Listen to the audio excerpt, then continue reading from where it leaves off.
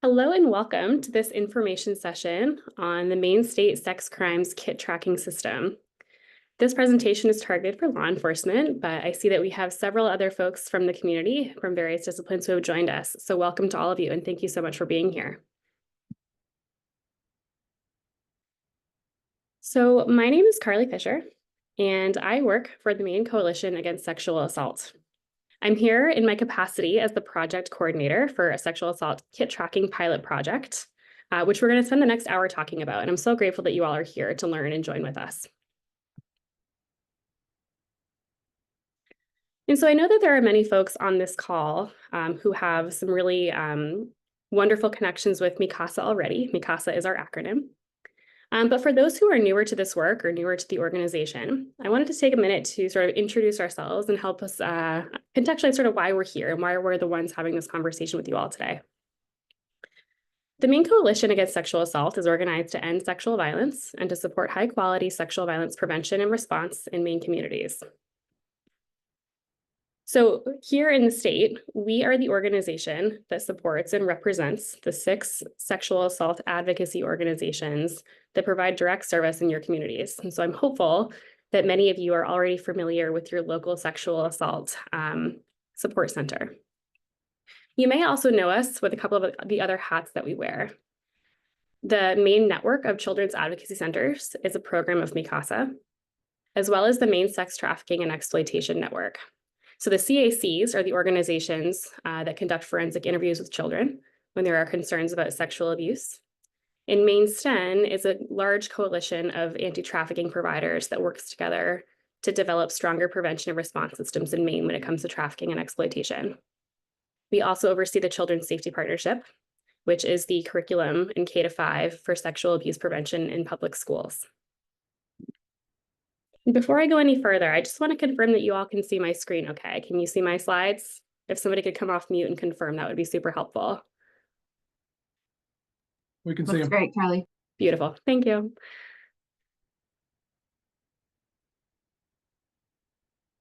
So for today, we're going to spend some time first talking broadly about the Maine Sex Crimes Kit. Again, I know that there are several folks here for whom that will be sort of old news, lots of folks here who have lots of exposure to the sexual violence response systems in Maine, but I know that there are some folks who are newer to this work, so we want to orient there. We'll talk about kit tracking systems broadly, as well as the pilot project overview, so you can understand what's happening nationally and in Maine. I'll talk to you a little bit about what we're hoping for law enforcement to do as participants in this project. We'll have some time for questions and answers and discussion, of course, and we'll end by sharing contact information and resources. So to get started, we want to talk broadly about what the Maine Sex Crimes Kit is. So it looks like that. You can see a picture, but it's a standard state-issued evidence collection kit that preserves forensic evidence on the body following a sexual assault. You may hear these colloquially referred to as rape kits. And so what's in those kits? There's a bunch of swabs, there's test tubes, and medical providers can use those tools to collect evidence, and that can eventually go in and be part of the evidence procedures for prosecutions of gross sexual assaults. That's the statute that we use here in Maine, but oftentimes when we're talking about gross sexual assaults, we're talking about what many of us would sort of colloquially consider rape or sexual assault. Completed kits are stored in law enforcement lockers, but it's up to the survivor whether that kit is used as part of a reported crime or whether that evidence is collected anonymously. And we'll talk more about what that means. I also want to talk briefly about the language that I'm using today. So I think for the most part, you're going to hear me talking about survivors. That's typically the language that we like to use here at the Coalition, but I want to be clear too that victim or patient could also be appropriate depending on the circumstances here. Obviously, in law enforcement, you all use the victim language pretty often because that is relevant in a criminal prosecution when there's a criminal case at play. But I just want to clarify that we typically use survivor, and you may hear me switching between all 3 of those. And I think it's really helpful to understand what happens in the life of a kit, because essentially that's what a kit tracking system keeps track of, is what's going on from start to finish with a kit. And so all kits are generated from the crime lab. There's one crime lab that does forensic evidence testing in Maine, and it's hosted by the Maine State Police here in Augusta. So the crime lab sends out unused kits, to hospitals around the state. And when patients present in the emergency room for sexual assaults, licensed medical providers can collect evidence using that kit. Sometimes those medical providers have an extra certification that we call a SAFE certification. That stands for a sexual assault forensic examiner. And that certification trains medical providers with sort of an extra layer of information about what it means to be trauma informed in those medical interactions and how to use that kit. But that evidence can be collected by anyone who is medically licensed in an emergency room. So it's important that sort of all medical providers who may end up collecting a kit have this information. Once the evidence is collected, the survivor or the victim or the patient has a decision about whether or not they want to formally report that crime to law enforcement. And if they do, that kit will go with their report as part of the evidence there. And if they don't, it will just go right into law enforcement storage. So again, we're going to break that down a little bit more detail in the next slide here. But what happens next is that law enforcement comes to a hospital, picks up that kit, brings it to their evidence locker, where it's stored for a minimum of 20 years until it's eventually destroyed.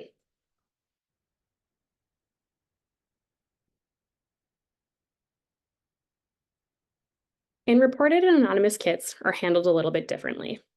So again, we know in Maine and nationally and really everywhere that following a sexual assault, some people want to report the crime to law enforcement and others don't. And so it's important to us here in the state that people have that choice. If people want to make a formal report to police, then that's what will happen. And again, that kit becomes part of the evidence that they submit. On that kit, when it's reported, the survivor and the offender, if they're known, which they almost always are going to be named. And the law enforcement agency that has jurisdiction where the assault occurred is going to be the one to pick up that kit and store it. So for example, let's say that a patient presented at the emergency room at St. Joseph's in Bangor. They would receive their care there, but if the actual assault happened in Portland, then Portland PD would be responsible for driving up to St. Joseph, picking up that evidence and storing it in the Portland police lockers. That kit may or may not be tested for DNA evidence, but that decision is up to the prosecutor. So as law enforcement, in Maine, we have a statute that says that you have 60 days to investigate a crime when there's a sexual assault with a kit attached to it. So you'd pick up that kit, you'd have 60 days to investigate and hand off information to the local prosecutor. And if that prosecutor feels that they want to have that kit tested for DNA, they can do that. But sometimes they don't. It's up to them. They have that discretion. With anonymous kits, things are a little bit different. So again, we said before, there's no formal police report, although the person can choose any time to change their mind and report that crime. So of course, they have up to the statute of limitations, which for GSA in Maine is 20 years. They can hang on to that for 20 years. And if at any point in that period they opt to report that crime, that kit can be used as evidence in that crime. But on that kit, the survivor and the offender are not named. There's no personally identifying information on that kit. So law enforcement will have no idea who's attached to that crime as either the victim or the offender. And in this case, the law enforcement agency that has jurisdiction over the treating hospital is going to be the one to pick up that kit. So back to my previous example, if a patient presents at St. Joseph, but the assault happened in Portland, Bangor PD, where St. Joseph is located, is going to be the ones to come in and pick that up. Portland PD will have no idea that that happened in their jurisdiction because there's no police report, right? So that's going to go and it's going to stay at Bangor PD for that 20-year period. Anonymous kits are never tested for DNA. By statute, that cannot happen here in Maine.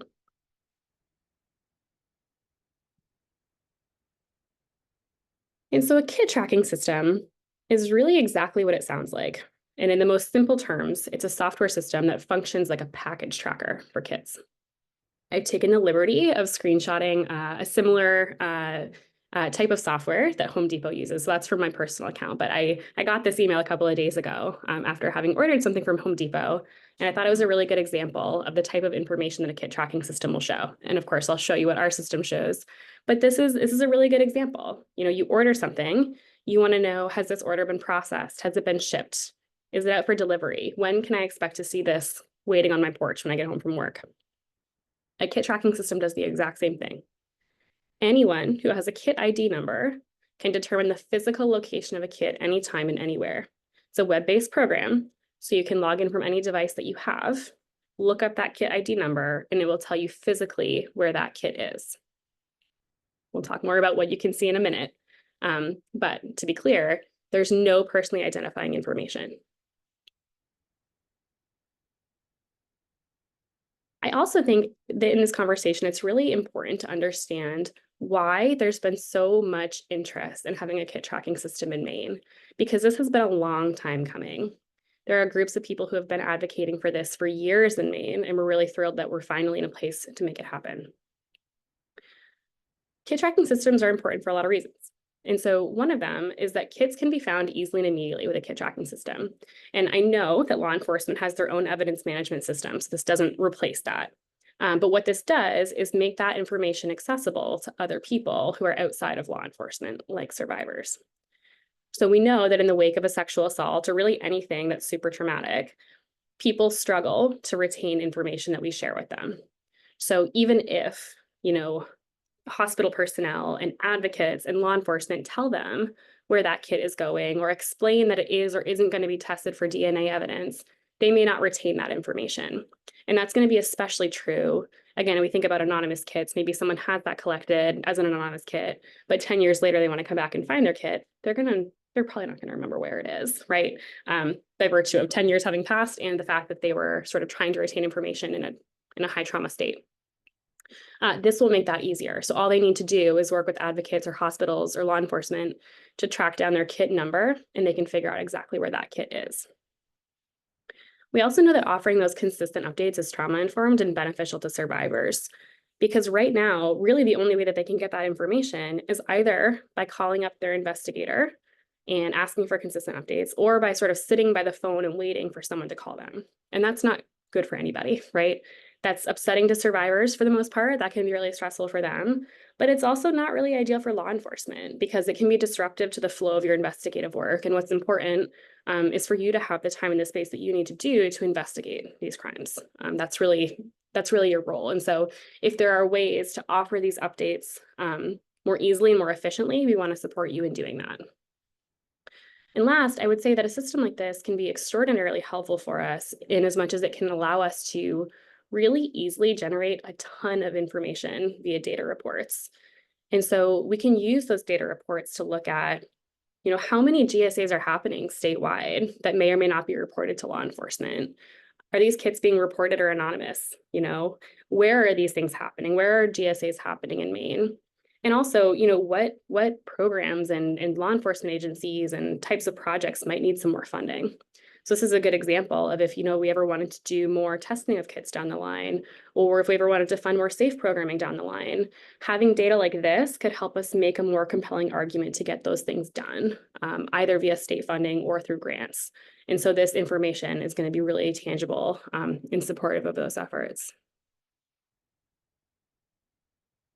I'd also argue that candidly, Maine is pretty behind the curve when it comes to kit tracking reform. And so we know that about 2/3 of states use some kind of kit tracking system. Everyone does it a little bit differently. And most states that have kit tracking systems have purchased commercial off-the-shelf products. So those would be sort of like TurboTax, if you're filing your taxes, is an example of an off-the-shelf software product that you can buy. So it's owned by a private third-party vendor. You pay them, they manage all the updates, but you have to pay into the system upfront and annually. And there are some really stellar off-the-shelf systems out there. We looked at them. We were, I think, pretty excited about some of them, but the problem is the price tag attached to those. And so even if we could secure some funding in the beginning to get a system like this up and running, I think it made a lot of us on the project advisory committee really nervous to think about having like a $100,000 price tag annually to keep the system going. And we really worried that if we went with one of those options, we might run out of funding at some point, and we don't want that to happen. So other states who are in similar places and not wanting to spend that kind of money have done one of two things. Some of them have built systems in-house, working with their developers, and others have worked with those states that built systems in-house to borrow their source codes. And that's what we're doing. We are using the Idaho State Police open source code. So we are working with what Idaho has built, and we're going to customize it to our needs here in Maine. Obviously, Idaho uses that system. North Carolina uses that system and has made some really stellar customizations. But we've also seen states like Ohio, New Mexico, and Territory of Puerto Rico either currently using or have used this code. And they've made varying sort of degrees of customization to it, but they've all reported really positive experiences with the system. And so I want to take a minute. I'm going to come off screen sharing for just a second because I want to show you what information the public can actually access. And I want to be clear that for today's training, I'm not going to go through kind of the back end of the system and show you every single sort of data field that law enforcement will be asked to input later. That will happen in the recorded training videos that we've made, and I'll talk more about that down the line. But for now, I just want to show you what the public will be able to see, okay? So forgive me for 1 second here while I swap between screens. So this is what the site is going to look like. And you can see up here in the top left corner that it says DEV for development. This is sort of the test site. So this is not the official one. This is the one that we're currently working with, testing, playing with, using to send feedback to Maine IT to customize it. But in the next couple of weeks, we'll take this one down and launch the real platform that will start tracking these systems in earnest. And like I said, probably the major benefit of using an open source system is that this is completely customizable. We can change anything on this page that we want. We can make this blue stripe orange if we wanted to. We can change all of this language. We can be linking other resources or user guides, whatever it is that we want, right? So haven't gotten there yet, but ultimately and eventually we'll spend some time really kind of cleaning up this interface so it looks exactly how we want it to. Up here in the top right, you can type in a kit number. So I'm going to show you an example. I'm going to show you 5002.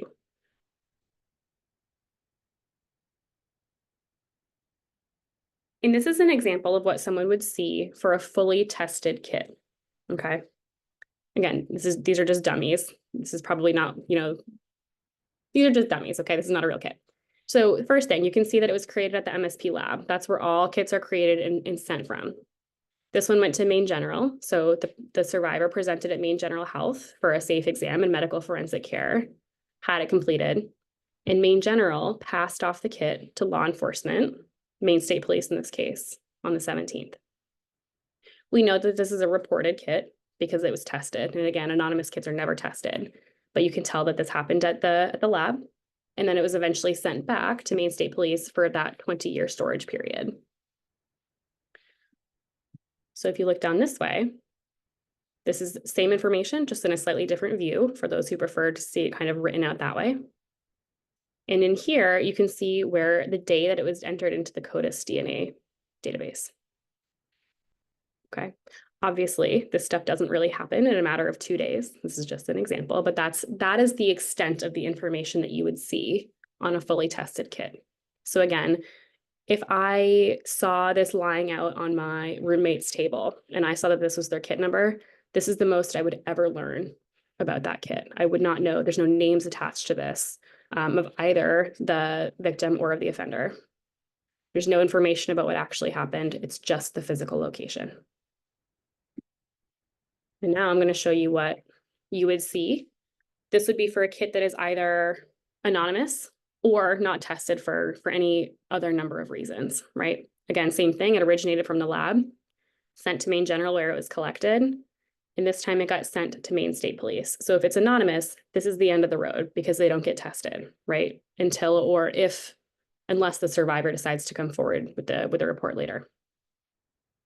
This is a really good example too, up here where it says ready to send to lab. That's a good example of a customization that we still need to make, right? Because if this was an anonymous kit, it's not true that this is ready to send to a lab. That's just kind of a default setting left over from Idaho because they test all of their kits, right? So that's the kind of example of things that it's going to take us some time to really get this customized for our purposes. But as you see things like that, when you're using the system, we definitely want to know, and we'll talk more about that. I'm going to stop sharing and switch back to my other screen here. I'm going to keep going for a couple more slides, but we'll have a chance for questions and answers soon.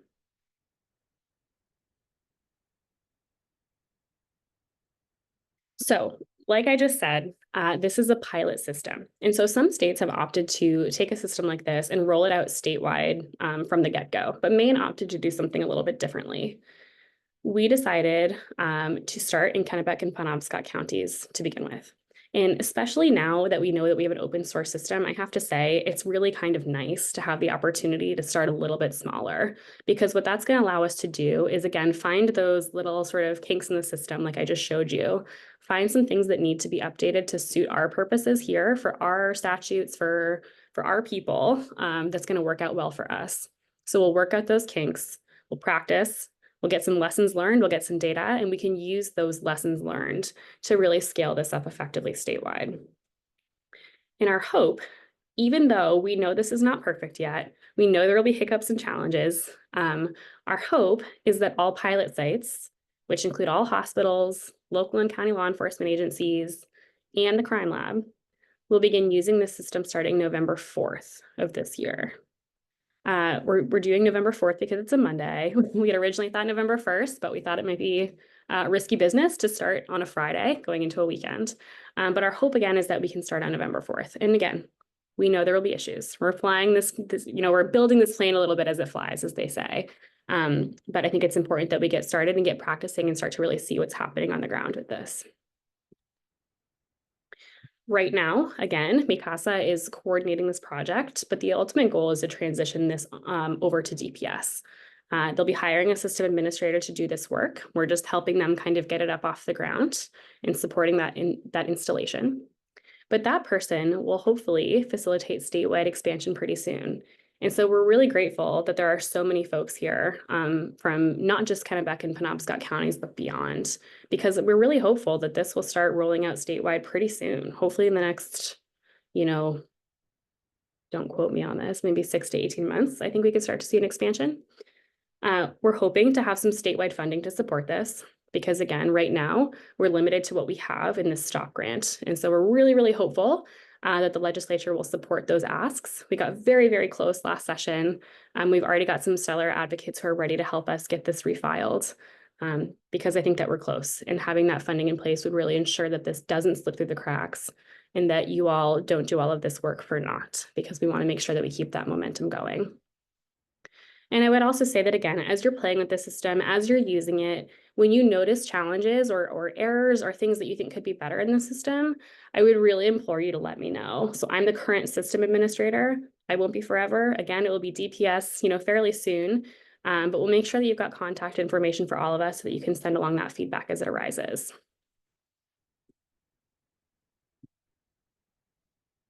And so with that, I'm really curious what kinds of questions that you all have.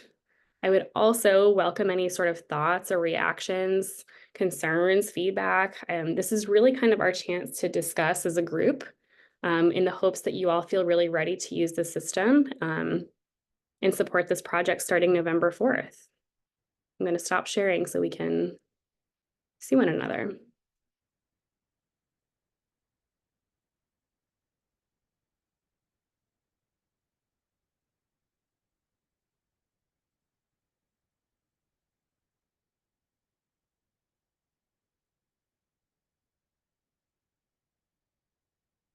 And of course, using the chat is always an option as well. You can either send it to the full group or you can send me private questions if you'd like. I had a quick question. Sure. So who would be updating where the kit is? Would that be the law enforcement agency? That's a good question. And the answer is that it's going to depend on the agency. So one of the most interesting parts for me of this project is that I've had the chance to talk to so many different people in different states. And so a lot of the law enforcement officers that I've spoken to in other states who use systems like this have said that they strongly recommend and would consider the best practice to be that anybody who could possibly be picking up a kit should have their own username and password. So for example, if you work for Augusta PD, I think the recommendation is that all troopers at Augusta PD, anybody who might reasonably respond to that hospital call to pick up evidence, would have their own username and password. You don't have to do it that way. I'm certainly not going to dictate what should happen there. I think that's something that you all can determine internally, what works best for you. You could have one person who does all of this evidence input. So maybe maybe your evidence tech, for example, could have a username and password, and they could be the ones to update these changes. I would caution against that a little bit, just because I think, obviously, anytime there's sort of another person involved, I think you run the risk of making mistakes in a system like this. Yeah. But I think you have some flexibility in how you decide to do that. Okay. And then I had one more question. Is this for new kits only, or are we doing old kits as well that we still have? That's a good question. For now, we're going to start with, so November 4th, we're going to start with all new kits, right? So that's sort of the go live date, starting right this minute, put all new ones into the system. Over time, we are eventually going to use the system to support a statewide inventory of all kits by inputting all of them into the kit tracking system. And I think we still have some kinks to work out in the procedures for how we want to do that, but that will be an ask down the line to support evidence collection and making sure that we're not asking for too many inventories here that would really be able to answer all that information for us. Okay, thank you.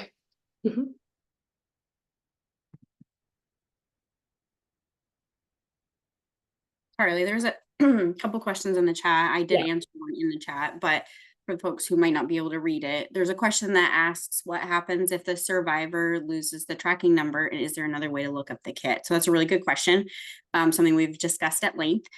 So currently, even if a survivor doesn't remember their kit tracking number, or they lose the information regarding it, or they're unable to take that information with them due to safety reasons or whatnot, they can call the hospital where their exam is performed to get that information, and or they can call the advocacy agency that supported them during their exam for guidance.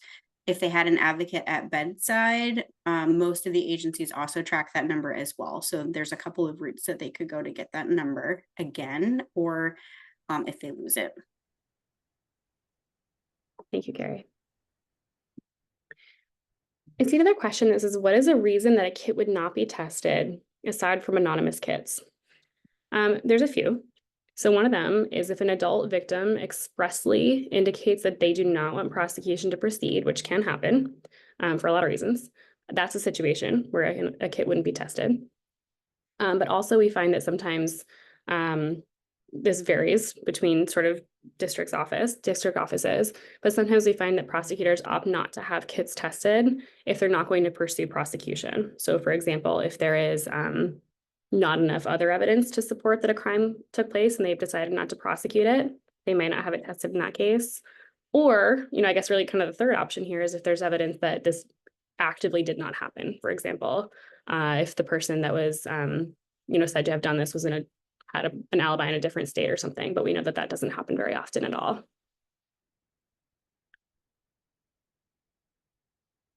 I've got a private question here too that says sometimes parts of the kits are returned from the lab at different times. So how are parts of the kit tracked? So for example, if there were urine samples or blood samples or clothing that didn't fit within the kit, we would have to find ways to get sort of extra kit tracking numbers attached to those things.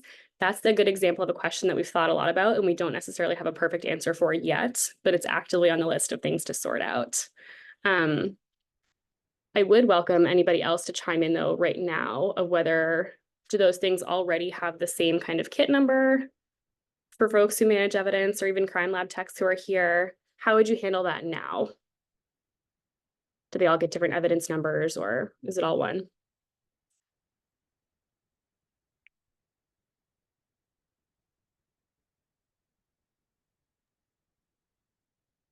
I know our separate system here, Carly, and Bangor, they all have the same serial number, obviously, with the kit. And then in our actual system that we use, each of them get a different item number. Okay. So that's a piece we'll have to work out a little bit if they all have the same number, because we can't be tracking the same number in 4 different places. But that's a great question, and I appreciate you asking it. And that's a really good example of sort of why your feedback is important and why it's important to have you all sort of in this room and in this conversation. And from the beginning, we've had a multidisciplinary project advisory committee who's helped flag questions like that for us. But I think the more we talk about this project publicly, the more input we get, which is really, really, really helpful.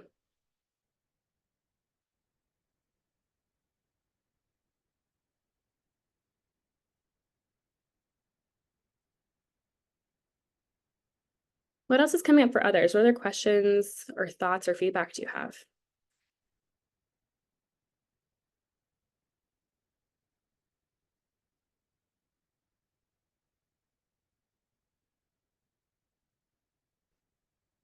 This one says, two more questions. Does receipt say sexual assault kit paperwork that the survivor gets? And when a kit is destroyed, does the survivor get that notification? So I'm curious if there are any safes who want to answer that first question.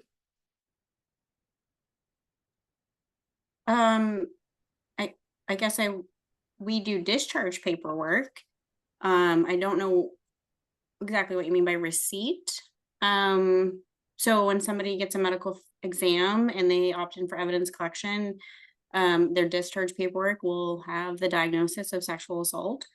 They also get a teal folder from the advocacy agency that has a lot of information on it around resources and follow-up and support. There's also some hospitals send out specific separate discharge information around what is needed for follow-up specifically regarding a sexual assault. And then right now in the kits, there is a little card that will go to the survivor that has information on it, like what is the kit tracking number, what police agency has the kit, what hospital they were at to have the kit performed, because sometimes they don't remember what hospital they went to.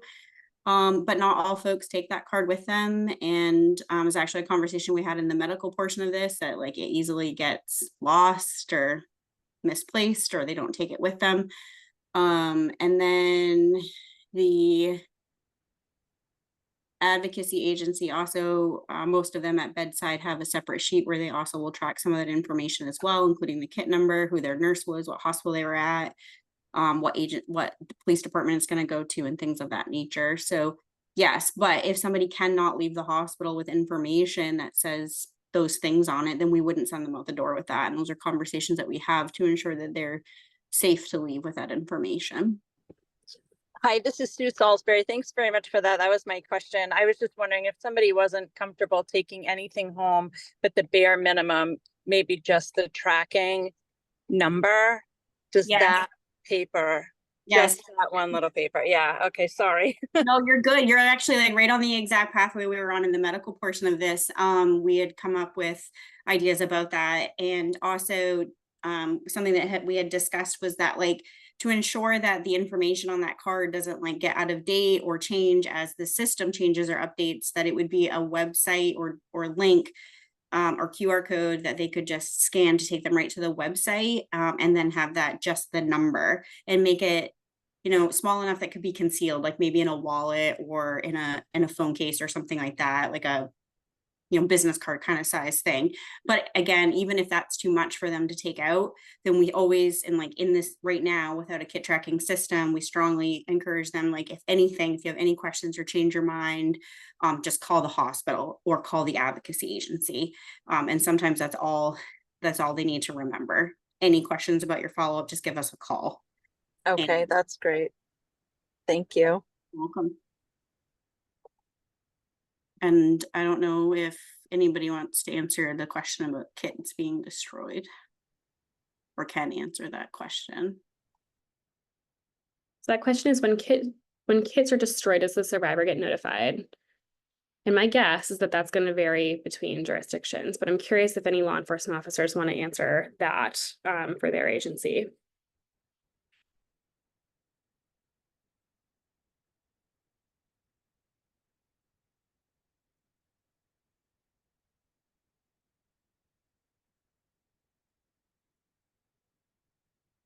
My guess is that's not happening super frequently. And I mean that with no judgment at all. I think it's just it's a logistical challenge, right? And so the kit system actually does have a field right now for the date of destruction, which should be, you know, just 20 years after the collection date. So we're working with IT to have that auto-populate, so people don't need to remember that every time and, you know, count up 20 years on their fingers or whatever. But there's also an option right now in the field that says, you know, it's a checkbox, you know, notify victim upon destruction, like check yes or no. We've talked a little bit about that. We've gone kind of back and forth about whether or not that's helpful. what we don't want to do is promise people things that may or may not happen, but we also know that it's realistically really difficult to track someone down 20 years later because phone numbers change and contact info changes, and the system doesn't have any of that information because it doesn't contain personally identifying information. So if somebody 20 years in the future wanted to notify someone that, you know, an anonymous kit was about to be destroyed, I mean, it would take kind of a lot of work on their end to sort of go through and cross-reference case numbers and all of that. And again, for an anonymous kit, you wouldn't even have that information, period. So that's my understanding of it.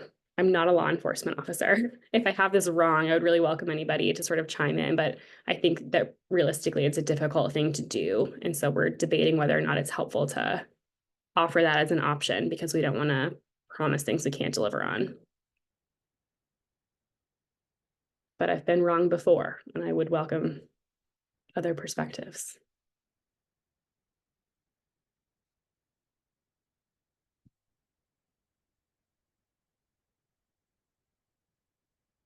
Sorry, not sure I have much more information than that, but I can look into it too and get back to you if you'd like.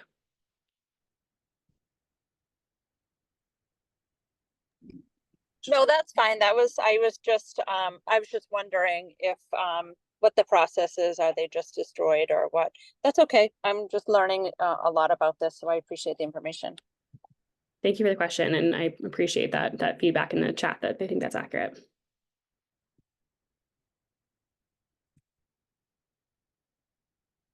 I also think the system can be really helpful for answering things like that, like finding places in our systems right now that maybe aren't doing what we want them to do, or maybe aren't working as well as we think that they should, because there are some like logistical barriers in place. And so again, that's not from a place of judgment. It's about sort of being able to identify where those sort of barriers are coming up and using this as a tool to help us figure out some different solutions if those are problems that we want to prioritize solving.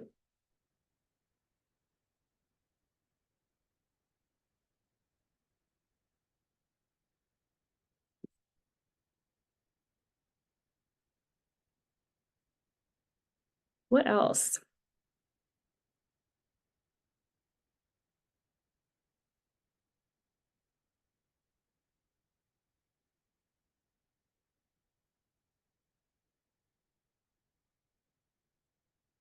All right, well, you know, as we're starting to wrap up, I'm not hearing a lot of questions, and that's totally fine. I think what I would say, I said this we had a very similar info session to medical providers earlier today too. I think what I would say is that in these conversations I've had with partners in other states, it's been a pretty resounding piece of feedback that actually using these systems is not the hard part. Like, they're pretty intuitive, they're pretty simple. Takes a minute or two to log in with your username and your password and input the information that you need to as the law enforcement officer. But the hard part is consistent use and sort of compliance with a system like this and helping people remember, because I know there's a lot of asks on your time already. There's a lot of systems to be thinking about. And I understand that this is one more. But our hope is that it's low barrier, that it's easy, that this ultimately makes your job a little bit easier again, and sort of minimizing those phone calls back and forth. We hope that this is a tool and not burdensome, but we also know that there's going to be some work sort of within agencies to figure out policies and protocols and how can we support people in sort of maintaining adherence to the system. But again, this is what a pilot is all about. It's about practicing and learning and figuring out sort of what needs to happen for something like this to be successful. And so I would really implore all of you to be thinking about those things, especially those of you who are in Kennebec and Penobscot counties and that we're asking to start participating in this pretty soon. But for those who are in other counties too, you know, again, be thinking about that for the future, because we're hopeful and we're optimistic that this is going to be headed your way pretty soon. And so I'm going to share my screen one more time just to throw up contact information here for you. So again, my name is Carly Fisher. I'm with the Maine Coalition Against Sexual Assaults. You're welcome to email me at my account, which is Carly, spelled like that, at MICASA.org, or we've created a second email address for kit tracking specific purposes. So you can always use that one too. And that's our office number listed. I'm a good person to talk to about sort of questions broadly about kit tracking, survivor care, how the system works, any training opportunities that you may want on kit tracking or sexual violence. Also for system feedback, please do send that my way. But again, know that I will not be in this sort of administrative role forever, that soon that will be transitioning to DPS, and we'll let you know when that happens. In the meantime, DPS has Trooper Mikhail Nunes, who's been a wonderful supporter of this project, and he has so generously offered his contact information for any of you who may want sort of more of a DPS and law enforcement contact. I think he's a great resource, so please don't hesitate to take advantage of that. And last, I really would love for anyone who's got 1 to 2 more minutes to take a couple of seconds to fill out an evaluation on this information session. This is only the second one that we've done, but we know that we're going to have to do more of these for other disciplines like VWAs, like prosecutors, like advocates, and that we're going to have to do something like this again in the future when we start scaling up and adding in other counties. And so this type of feedback helps us make more higher quality, more informative sessions.